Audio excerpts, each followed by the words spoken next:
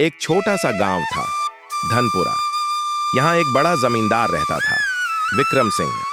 गांव की आधी जमीन उसकी थी और बाकी आधी पर छोटे किसान जैसे रामू मेहनत से खेती करते थे। सुनो किसानों, इस बार खेत का किराया 2 गुना होगा, समझे?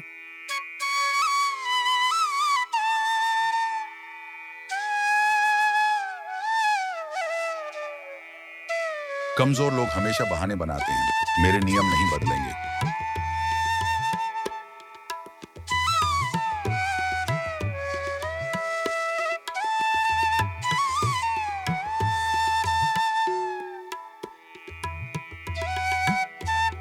बाबा, हम क्या करेंगे? हमारे पास पैसा नहीं है। बेटा, मेहनत करने वाले कभी हारते नहीं। हम कोशिश करेंगे।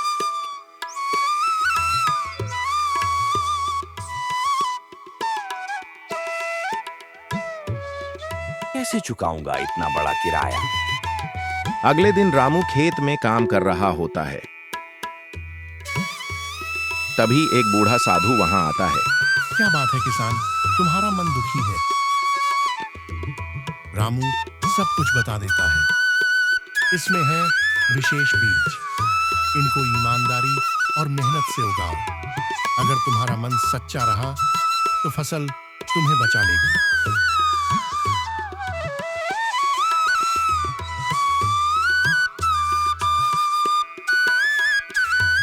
रामू अपने छोटे खेत में बीज बो देता है। रामू रोज सुबह पानी देता है।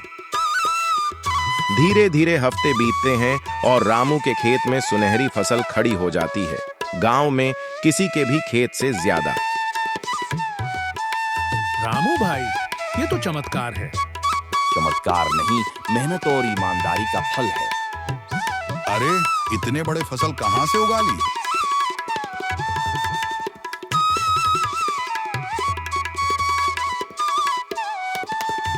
मेहनत से साहब, और भगवान की कृपा से।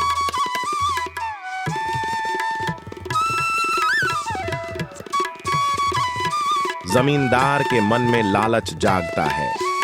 जमींदार, ये फसल मेरी होगी, इसके बिना ये किराया नहीं दे पाएगा। वह अपने नौकरों को आदेश देता है, आज रात फसल चुराकर मेरे गोदाम में रख देना।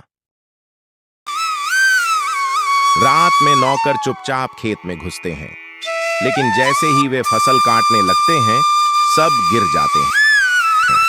पता चलता है कि खेत के चारों ओर गड्ढे बने हैं, जिन्हें रामू ने पहले ही भर दिया था।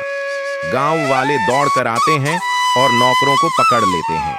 अरे, ये तो जाल मैंने जंगली जानवरों से बचने के लिए बनाया था। चोरी से भी बचा लिया।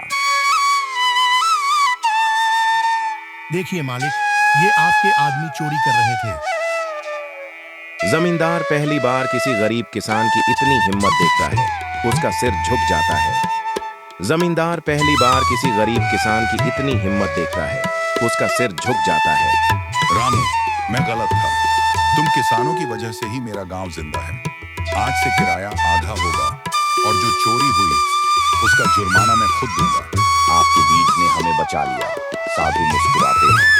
बीज सामान्य थे किसान, जादू तुम्हारी और तुम्हारी बेटी की मेहनत में था।